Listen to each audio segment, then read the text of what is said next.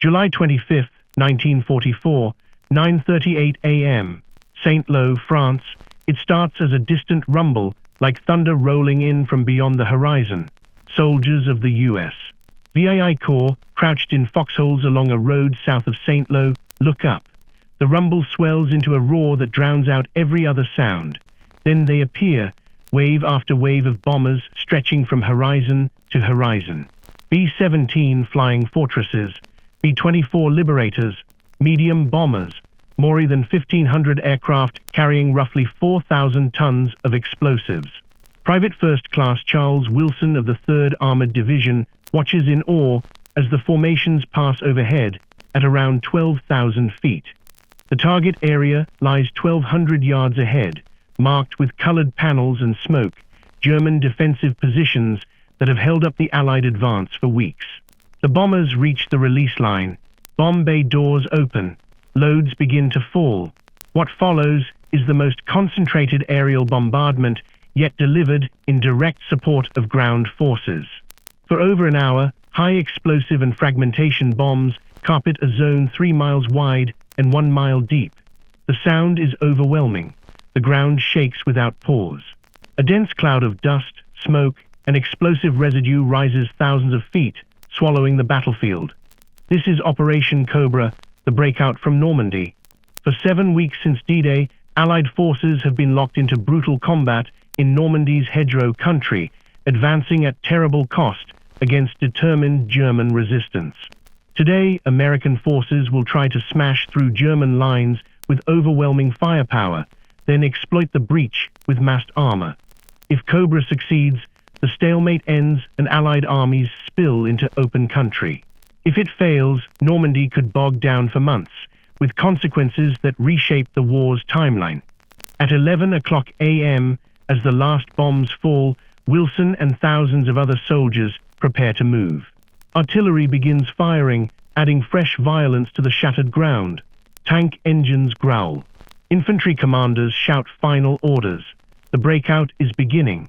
By mid-July 1944, the Normandy campaign had become a grinding stalemate. The landings of June 6th had secured a foothold, but advances afterward were measured in hundreds of yards per day. The Norman bocage, small fields boxed in by thick earthen banks topped with dense hedgerows, made ideal defensive terrain. Each field became a separate strongpoint. German machine guns, mortars, and anti-tank weapons embedded in the hedges inflicted severe casualties on American assaults. Strategically, time mattered. The Allies needed to break out before Germany stabilized the front and committed reserves. On the eastern flank, Montgomery's British and Canadian forces attacked toward Caen, drawing much of the German armor but gaining limited ground. On the western flank, General Omar Bradley's American forces needed a breakthrough that would unhinge the entire German line. Bradley's plan, Operation Cobra, called for massive aerial bombardment along a narrow front to pulverize German defenses, followed immediately by ground attack to penetrate the shattered positions. Once a gap opened, armored divisions would pour through, drive into the rear, cut supply lines, and prevent organized resistance. The concept was direct. Concentrate firepower, break the line, exploit fast. German defenses were held largely by infantry divisions, many under strength, and composed partly of conscripts and non-German volunteers. But they were well led, dug into strong positions, and fighting with the desperation of men who understood retreat meant collapse. Hitler's orders were explicit: hold every position, counterattack every advance, do not retreat voluntarily. Saint-Lô had been the key. American forces captured it on July 18th, after weeks of bitter fighting. But the German line south of the town remained intact, held by elements of Panzer-Lehr, the 5th Parachute Division, and other formations. Cobra would try to crack that line open. General Omar Bradley, 51, commanded the U.S. First Army and conceived Cobra. Methodical and cautious, he believed breakthrough required concentration at a decisive point, even if it meant accepting risk by massing forces in a narrow sector and relying on air power. Lieutenant General J. Lawton Collins, 48, commanded VII Corps the main striking force. Known as Lightning Joe, Culin was aggressive and decisive. His judgment would matter most once the line began to give way. Major General Leonard Hedgerow commanded V Corps, tasked with supporting the attack and widening the breach. General Fritz Bayerlein commanded Panzer, one of Germany's elite armored divisions, positioned directly in the path of Cobra. He knew what was coming and prepared to fight under orders that allowed no voluntary retreat. Lieutenant Colonel Maurice Rose led Combat Command A of the 2nd Armored Division, one of the armored spearheads once exploitation began. And Staff Sergeant Curtis Culin, an enlisted soldier, provided a critical edge. He developed the Rhino hedgerow cutter steel teeth welded to the front of Shermans, allowing tanks to punch through hedgerows instead of climbing them and exposing vulnerable belly armor. Planning for Cobra was detailed and precise. The breakthrough sector was roughly 5 miles wide, running south from the St. Lo-Périers Road. It was held by thin but experienced defenders, with limited reserves immediately behind the line. The bombing plan called for more than 4,000 tons of ordnance delivered by heavy and medium bombers, followed by fighter bombers using fragmentation bombs and napalm. The intent was physical destruction. Bunkers collapsed, roads cratered, communications severed, and psychological shock. Infantry had to attack quickly while defenders were stunned. If the Germans recovered and brought up reserves, the bombardment's advantage would evaporate. There was one major risk: friendly fire. Bombing would occur dangerously close to American front lines in places less than 1,500 yards. Errors could drop bombs short. Bradley insisted on safety measures, colored panels and smoke to mark American positions, approach routes designed to reduce short drops, strict corridors, and altitude profiles. Even so, the margin was thin. On July 24th, the operation nearly began, then was aborted due to weather. Cloud cover obscured the target. Some aircraft did not receive the abort order and released anyway. Bombs fell short into American lines. 25 soldiers were killed and 131 wounded. Bradley was furious, but he rescheduled for the next day if weather allowed. July 25th arrived with better conditions, still haze and scattered clouds, but acceptable for visual bombing. At 9:38 a.m., the bombardment began. Fighter bombers struck first. Thunderbolts and P-38 Lightnings swept low over the target zone with napalm and fragmentation. More than 500 fighter bombers hammered the line, igniting fields and shredding exposed positions. Then came the heavies. B-17s and B-24s in mass formation at 12,000 to 15,000 feet began their runs. Each carried up to 4 tons. Wave after wave released into the marked zone. The effect on the ground was apocalyptic. Bayerlein later described it as an earthquake, trees snapping and flying, bunkers collapsing, men buried alive, communications cut, a continuous roar that made thought impossible. American troops watched from positions about 1,500 yards away, awed and unsettled by the scale. Then the worst possibility became real. Some bombs fell short, clouds, navigation errors, and the sheer complexity of coordinating more than 1,500 aircraft caused early releases. Bombs landed among American units. The 30th Infantry Division suffered the heaviest losses. Over 100 soldiers were killed, including Lieutenant General Leslie McNair, the highest-ranking American officer killed in the European theater, present near the front to observe. More than 500 were wounded. Units meant to lead the assault were disrupted and shaken, yet the bombardment achieved its central purpose. German defenses were smashed.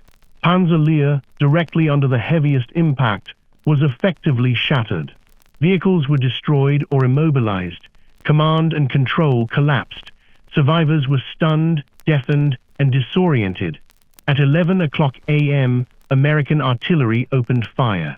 Hundreds of guns delivered massed concentrations onto remaining positions. Fighter bombers continued striking targets of opportunity. Then, around 11:30 a.m., infantry moved forward. The initial advance met stiffer resistance than expected. Some German defenders survived in pockets, manning machine guns, mortars, and anti-tank weapons. Bocage terrain, cratered and burning, still offered cover. In many places, Americans found themselves back in the same hedgerow-to-hedgerow fighting that had defined Normandy. The 9th Infantry on the left made slow progress. The 4th in the center gained several hundred yards but bogged down on stubborn strongpoints. The 30th, disorganized by friendly fire, struggled to maintain momentum. By early afternoon, Cobra looked uncertain. Penetrations existed, but no clean gap. German reserves began shifting toward the threatened sector. If the assault stalled, the operation risked becoming another costly push with limited gain. Bradley and Collins had planned for this. Armored divisions were held back to avoid committing into chaos too early. Now, as the infantry created gaps, narrow, contested, but real, Collins ordered armor forward. The 2nd and 3rd Armored Divisions began moving south around 3 o'clock p.m. This was not cautious probing. It was exploitation. Sherman tanks fitted with Culin's Rhino cutters smashed through hedgerows that had previously stalled armored movement. Instead of climbing and exposing belly armor, tanks punched straight through, maintaining speed and shock. Combat Command A of the 2nd Armored, led by Rose, pushed hard down secondary roads, bypassing German strongpoints rather than stopping to reduce them. Infantry would follow and clean up. Rose's mission was depth, drive into the rear, cut routes, create confusion, and prevent the Germans from building a new line. By the evening of July 25th, armored spearheads had pushed roughly 5 miles beyond the former front. In Normandy terms, it was major progress. More importantly, German cohesion was breaking. Units lost contact with headquarters. Supply routes were cut. Reserves moving in were intercepted and scattered. On July 26th, the pace accelerated.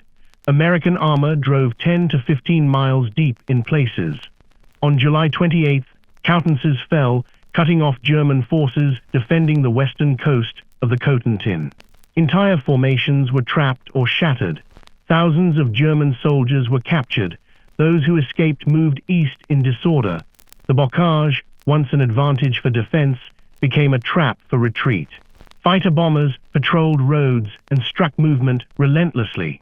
Artillery targeted crossroads and bottlenecks. Retreating columns ran into American armor blocking exits. The withdrawal became a rout. On July 28th, Bradley expanded the operation. VII Corps began pushing south on the western flank. XIX Corps joined on the eastern side. Cobra was no longer a single corps breakout. It was now an army-wide exploitation. General Patton's 3rd Army Headquarters was scheduled to become operational on August 1st. Bradley ordered preparations for immediate exploitation once it activated. Patton's mission would be rapid advance, first into Brittany, then east toward the Seine and Paris. The Normandy stalemate was ending. The race across France was about to begin. From July 29th to August 1st, American advances reached up to 15 miles per day, an unheard-of pace after weeks of hedgerow fighting. German attempts to form new defensive lines were brushed aside. The countryside filled with abandoned equipment, vehicles out of fuel, artillery spiked by crews, supply dumps left intact. On July 30th, American forces took Avranches, the critical gateway out of Normandy. With Avranches secured, exploitation options multiplied, south into Brittany, southwest toward the Loire, or southeast into the French interior. German forces lacked the strength and mobility to block all routes. On August 1st, 3rd Army officially activated under Patton. Bradley moved up to command 12th Army Group, overseeing both 1st and 3rd Armies. Patton immediately drove south at maximum speed, using relentless momentum and aggressive exploitation to keep the Germans off balance. German command reacted with confusion. Field Marshal von Kluge reported the front was collapsing and retreat was necessary to save the army. Hitler responded with predictable orders: counterattack, cut off spearheads, restore the line. The problem was reality. German forces lacked fuel, reserves, and freedom of movement under Allied air power. Hitler's insistence produced Operation Lutich, the Mortain counterattack. 4 panzer divisions were ordered to drive west from Mortain toward Avranches to cut off American forces. The attack began before dawn on August 6th. It achieved initial surprise and pushed several miles, but American units had been warned by ultra-intelligence and were ready. The 30th Infantry Division held at Mortain despite being partially surrounded. Artillery and tank destroyers engaged German armor at close range. Then the weather cleared. American and British fighter bombers, Thunderbolts, Typhoons, and others came down in mass. German columns on exposed roads were hammered repeatedly. Tanks and vehicles burned across the lanes. Infantry casualties mounted. By August 7th, the counterattack was broken. German panzer divisions, committed into the fight, now faced encirclement as American forces pressed from the south and British and Canadians moved from the north toward Falaise. Operation Cobra had changed the campaign. In less than 2 weeks, the Allies shifted from stalemate to breakthrough and pursuit. American forces advanced more than 60 miles in some sectors. German divisions were destroyed or captured in large numbers. American casualties in Cobra were heavy, around 7,000 in the first 3 days, but acceptable by Normandy standards compared to earlier fighting that gained little ground. German losses were catastrophic. At least 20,000 killed or captured in the Cobra sector alone, with losses climbing during the retreat. The breakthrough enabled the operations that ended Normandy. The Falaise pocket would trap major German forces in mid-August. By the end of August, Paris would be liberated and Allied forces would be approaching the German border. The war's end was measurably closer. Cobra demonstrated that concentrated firepower at a decisive point could achieve breakthrough even in difficult terrain. The combination, air bombardment, massed artillery, immediate exploitation, became a model for later operations. It also highlighted the power and danger of air support. Friendly fire was tragic, but the bombardment's overall effect on German defenses was undeniable. German forces faced not only ground combat, but constant air attack that destroyed vehicles, supplies, and morale. Air superiority shaped everything. Tactically, the Rhino Hedgerow cutter proved what innovation could do. A simple device, built and copied quickly, helped restore armored momentum where Hedgerows had stalled it. And Cobra proved the value of aggressive exploitation. Bradley and Culin committed armored reserves when gaps appeared and drove deep instead of consolidating, preventing the Germans from stabilizing a new line. From that moment, German forces in the west could still fight hard, but the initiative was gone. The road to Germany had opened.